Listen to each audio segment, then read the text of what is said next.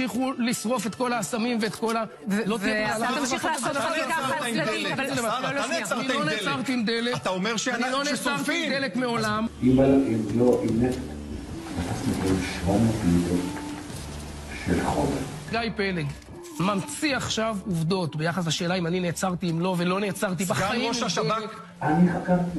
אומנם יהודי, אבל מחבל. סגן ראש השב"כ.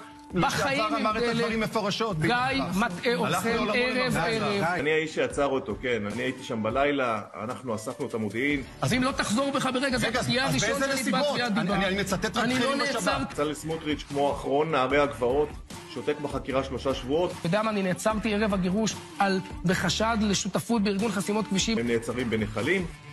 במרתף הבית, שיש הרבה מאוד מיכלים של שמן ושל דלק.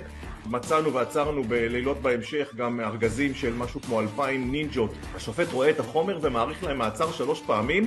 זה לא דבר של מה בכך. אם שופט בבית משפט רואה חומרים מודיעיניים ומעריך עוד פעם מעצר ועוד פעם ועוד פעם, זה אומר שיש דברים בגו. ישבתי 3 שבועות בצינוק, באגף 7 בכלא שקמה באשקלון. שירות הביטחון הכללי אמון בישראל על מניעת טרור. מזלו של בצלאל סמוטריץ' שסיכלנו, כי אם לא היינו מסכלים הוא לא היה היום שר.